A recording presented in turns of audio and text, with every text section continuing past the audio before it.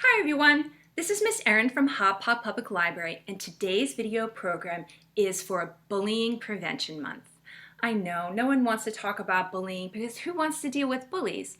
But bullying is something that happens, so it's important to be able to recognize what bullying behavior is and what you can do if you're bullied or if you see someone else being bullied. So today we are going to read a book about bullying, and then we're going to go back through the book and talk about what lessons about bullying the story can tell us. And then we're going to do a fun and quick exercise about positive and negative behaviors. But before we get started, let's talk for a moment about bullying. So, what is bullying? Bullying is unwanted, aggressive behavior toward an individual or group that is repeated over time. Bullying can include verbal bullying, or bullying that uses words, like name-calling, teasing, insulting, or spreading rumors. Social bullying, like refusing to let the individual play in any group activities, not inviting them to parties when everyone else is invited, or turning other people against them.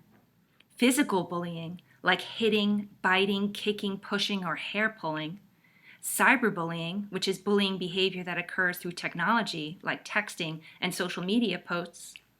Bullying can even include behaviors like threatening someone and stealing their lunch money, putting gum in their hair, or destroying something that belongs to them. So what can you do to help prevent bullying? That's what we're going to talk about today. And we're going to start by reading the book, The Little Bully.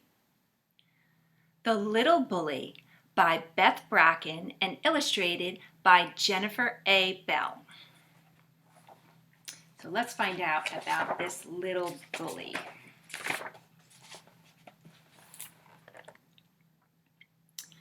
Billy was a cool kid. He was nice to people. He was nice to animals. He had a nice smile, and he was very polite. Billy had a lot of friends, and nobody was ever mean to him.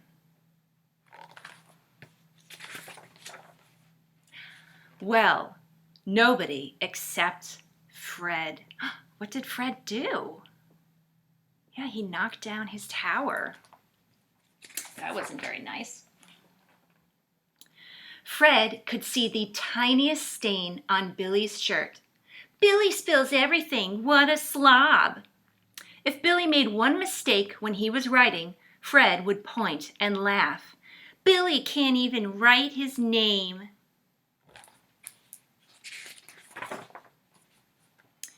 For show and tell, Billy brought a drawing of his family. He thought it was pretty great. But Fred couldn't stop laughing when he saw it. You use so much pink. That's a color for girls.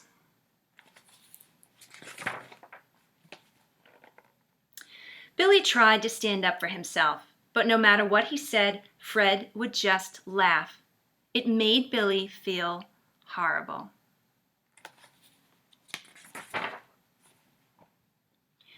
Billy started to think he wasn't smart or funny or nice to look at.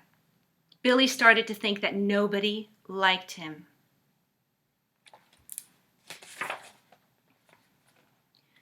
Billy didn't want to go to school anymore, but he didn't want to tell his mom or dad the real reason.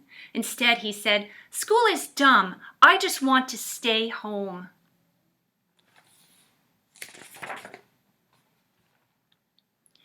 "Going to school is your job," Dad told him. "It's important for you to do your job," Mom said. So Billy kept going to school, and Fred kept teasing him.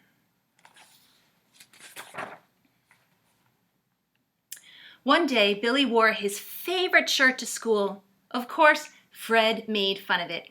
"You're wearing a baby shirt." Billy knew his shirt wasn't a baby shirt. He had a baby sister. Babies hardly ever wore shirts. They usually wore pajamas, and they definitely didn't wear cool orange shirts with trucks on them. Before Billy said anything, he looked at Fred. Fred's shirt had a bear on it. He had paint on his pants, and his shoes were untied. Fred didn't have any other friends besides Billy, and it would be easy to make fun of him.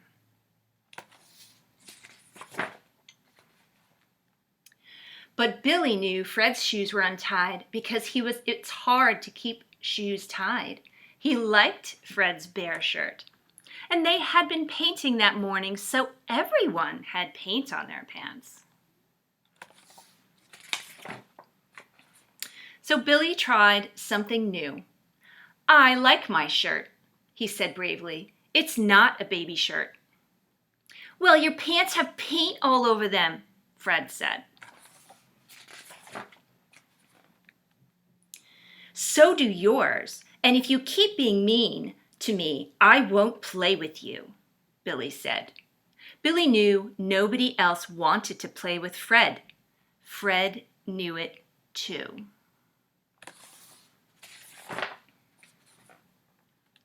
After that, Fred wasn't mean to Billy. In fact, once he stopped being mean, Fred became a really cool guy. Just like Billy.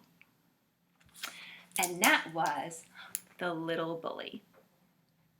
So now that we've read the book, The Little Bully, let's look closer at the story to see what we can learn about bullying and bullying prevention. Let's start with bullying behavior. So how does Fred behave like a bully? What does he do to Billy? That's right. Fred knocks down Billy's Lego building. He calls him names. He picks on him when he makes mistakes. He even makes fun of his artwork, and we all know that pink is not just a girl color.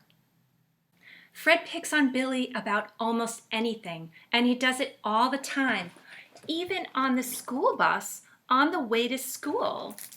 Is this being a good friend or classmate? That's right, no, it's not. Trying to make others feel small so that you can feel bigger is not a kind or respectful way to treat others. How does Fred's bullying behavior make Billy feel? That's right, it makes Billy feel horrible. Look at how sad he is in this picture. Billy begins school feeling good about himself and being very happy with lots of friends. But Fred's negative behaviors cause him to question everything he likes about himself. He wonders if his friends really like him. He even wants to stop going to school.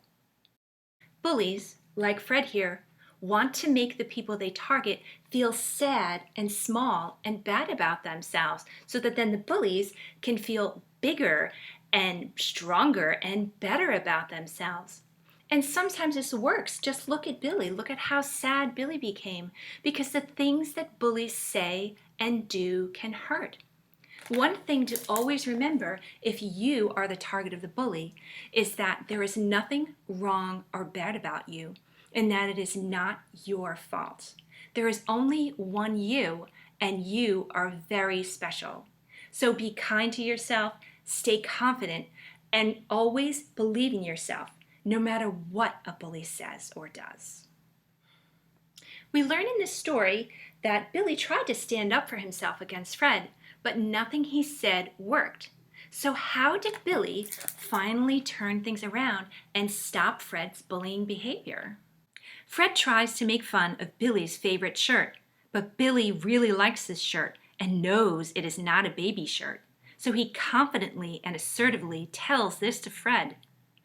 Billy then creates boundaries with Fred by telling him if he keeps being mean, he will not play with him anymore.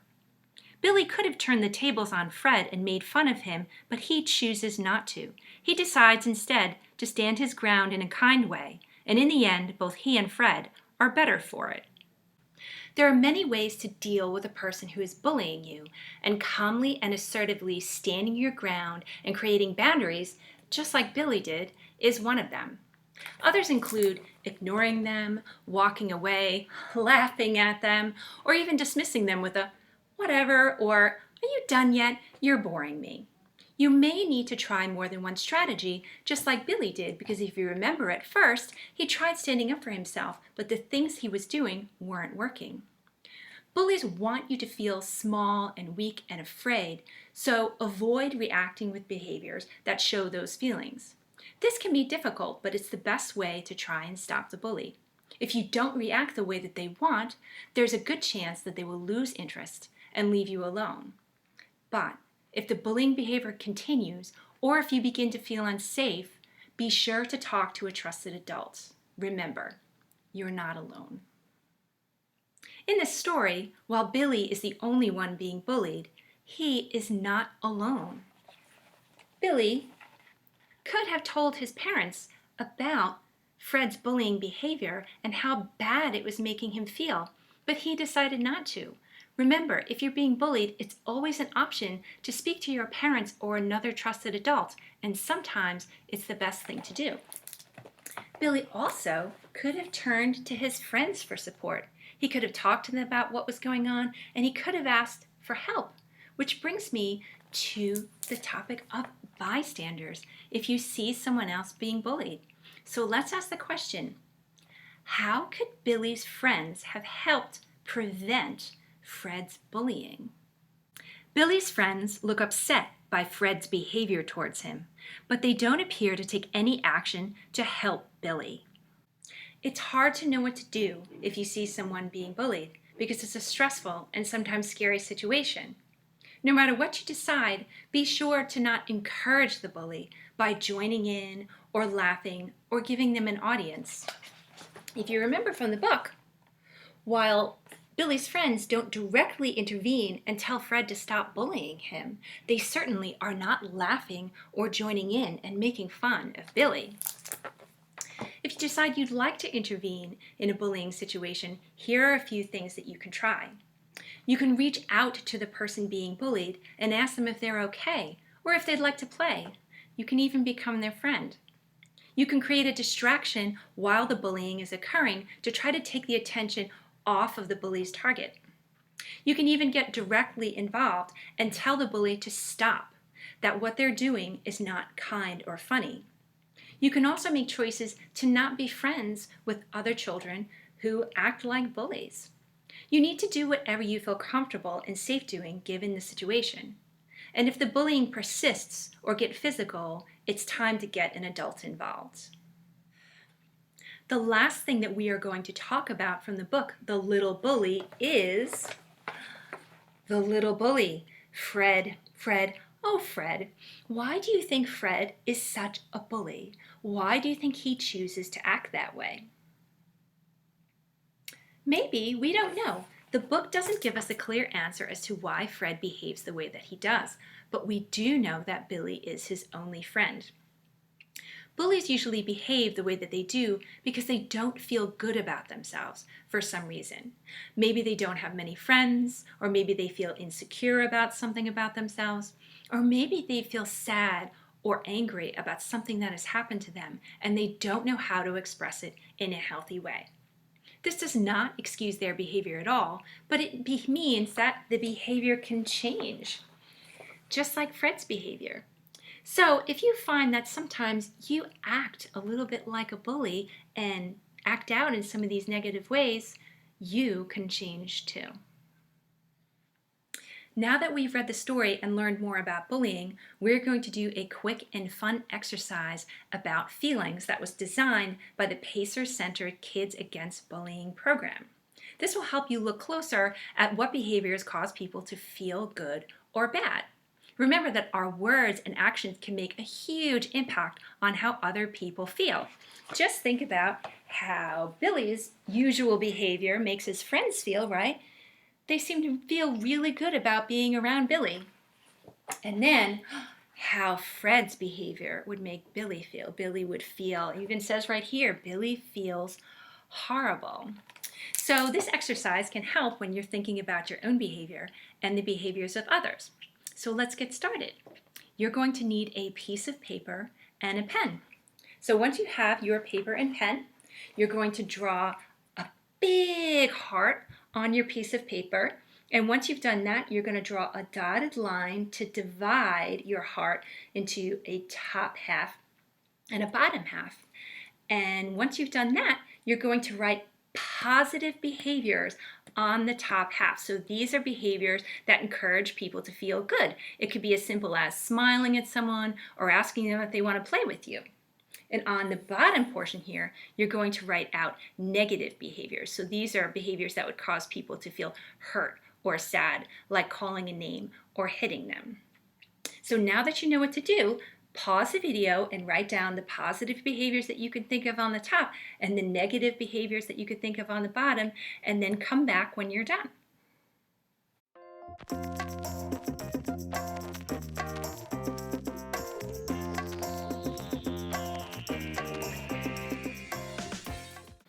So, did you write lots of positive and negative behaviors on your heart? I bet you've written some good ones. I'm going to share the ones that I wrote down. So for positive behaviors, so these are behaviors that usually make people feel good. I've got telling someone good job when they've done a good job, making a card for a family member, maybe for a birthday, or maybe if they don't feel well, sharing your toys, hugging a friend who's maybe sad, asking a classmate to play, especially a classmate maybe who doesn't have a lot of other friends, or maybe a classmate who's bullied. And then of course smiling. Smiling usually makes other people feel good. And for negative behaviors, these are behaviors that usually make people feel poorly. On the bottom part of the heart, I've got calling someone names, stealing, hitting someone, spreading mean rumors that aren't true, and breaking someone else's things, just like remember when Fred broke down Billy's tower of Legos in the book. So remember these positive and negative behaviors when you're at school or playing with your friends. Think about how each of these behaviors would make you feel. Then always try to keep your behaviors above the dotted line on the heart, those positive behaviors. No one is perfect, but do your best. Books about bullying, available at the library or online through Overdrive, Libby, or Tumble Books, include picture books like Chrysanthemum, Llama Llama and the Bully Goat, and I Walk with Vanessa, fiction books for older children like Confessions of a Former Bully, Do You Know Me, and American as Paneer Pie, and nonfiction books like What You Can Do to Stop Bullying and You Can Stop Bullying, Stand By or Stand Up. You choose the ending. Thank you so much for watching this National Bullying Prevention Month video program. Talking about bullying can be difficult, and dealing with bullying is even harder. So I hope that this video has helped you learn a little bit about bullying and what to do if you find that you are being bullied or if you see someone else being bullied. Remember to always care about yourself, try to take good care of others, and if you need help, reach out to an adult. Thank you again for watching, and I hope you stay well.